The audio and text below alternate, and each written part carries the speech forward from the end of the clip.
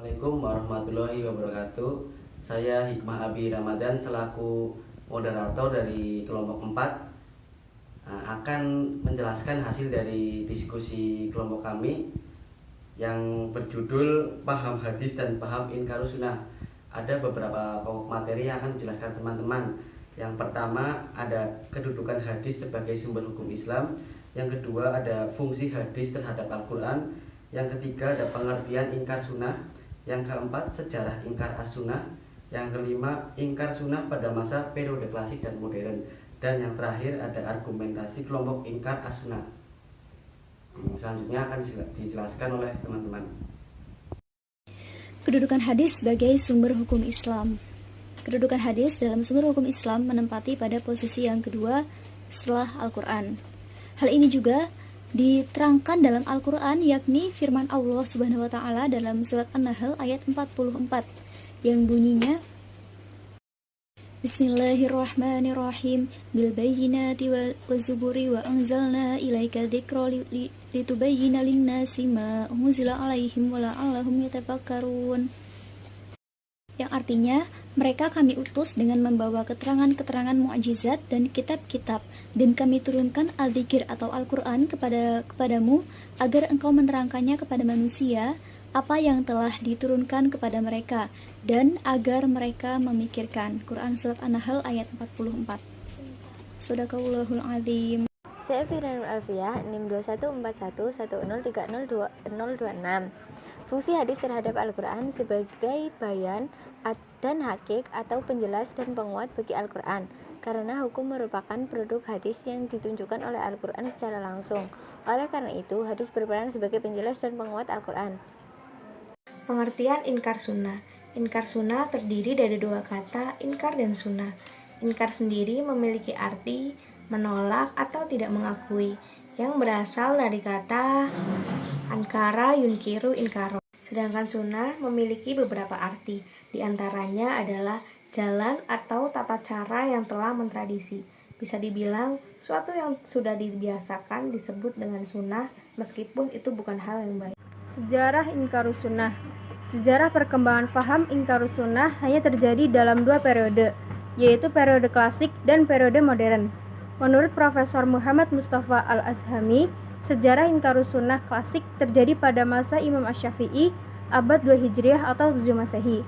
Kemudian menghilang dari peredarannya selama beberapa abad. Kemudian pada abad modern, abad 13 Hijriah atau 19 Masehi, kembali muncul di India dan Mesir sampai pada masa sekarang. Selanjutnya, ingkar sunnah pada periode klasik. Ingkar sunnah klasik terjadi pada masa Imam Syafi'i. Dalam kitabnya Al-Um, Imam Syafi'i menguraikan perdebatan beliau dengan seorang pengingkar sunnah. Menurut Muhammad Al-Khudari Baik, bahwa seorang yang berdebat dengan Imam Syafi'i tersebut dari kelompok Mu'tazilah. Dinyatakan bahwa orang tersebut berasal dari Basrah. Sementara Basrah pada saat itu merupakan pusat teologi Mu'tazilah. Ingkar sunnah pada masa klasik diawali akibat konflik internal umat Islam yang dikobarkan oleh sebagian kaum Siddiq yang berkedok pada sekte-sekte tertentu dalam Islam.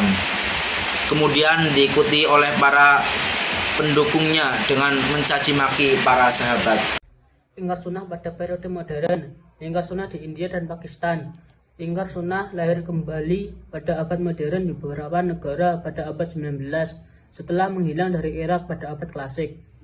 Pengingkar sunnah modern di India menyebut kelompok mereka dengan Al-Quraniyun, pengamal Al-Quran.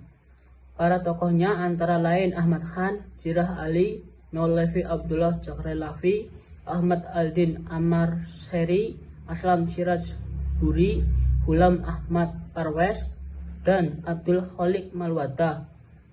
Ingkar sunnah di Mesir. Ada beberapa tokoh yang dikategorikan sebagai pemikir modern ingkar sunnah di Mesir oleh pakar hadis, diantaranya Taufik Sidki, Mahmud Abu Rayah, Ahmad Amin, Rasyad Khalifah, Ahmad Subi Mansur, Mustafa Mahmud. Ingkar sunnah di Indonesia. Pemikiran modern ingkar sunnah muncul di Indonesia secara terang-terangan sekitar tahun 1980-an. Kemungkinan besarnya jauh sebelum itu telah ada penyebaran secara sembunyi-sembunyi. Pemikiran ingkar sunnah bergerak di beberapa tempat dan pada 1983 sampai 1985 mencapai puncaknya sehingga menghebohkan masyarakat Islam dan memenuhi halaman surat kabar. Adapun penyebaran kelompok ingkar sunnah di Indonesia meliputi wilayah Jakarta, Bogor, Tegal, dan Padang. Argumentasi kelompok ingkar as-sunnah. Sebagai suatu paham atau aliran ingkar as-sunnah, klasik ataupun modern memiliki argumentasi yang dijadikan landasan mereka. Tanpa argumen-argumen itu, pemikiran mereka tidak berpengaruh apa-apa. Argumen mereka antara lain yang pertama, agama bersifat konkret dan pasti. Mereka berpendapat bahwa agama harus dilandaskan pada hal yang pasti. Apabila kita mengambil dan memakai hadis, berarti landasan agama itu tidak pasti. Al-Quran yang kita jadikan sebagai landasan agama itu bersifat pasti. Sementara apabila agama Islam itu bersumber dari hadis, ia tidak akan memiliki kepastian karena hadis itu bersifat dhoni atau dugaan dan tidak sampai pada peringkat pasti. Yang kedua, Al-Quran sudah lengkap. Jika kita berpendapat bahwa Al-Quran masih memerlukan penjelasan, berarti kita secara jelas mendustakan Al-Quran dan kedudukan Al-Quran yang membahas segala hal dengan tuntas. Oleh karena itu, dalam syariat Allah tidak mungkin diambil pegangan lain kecuali Al-Quran. Yang ketiga, Al-Quran tidak memerlukan penjelasan. Al-Quran tidak memerlukan penjelasan. Justru sebaliknya, Al-Quran merupakan penjelasan terhadap segala hal.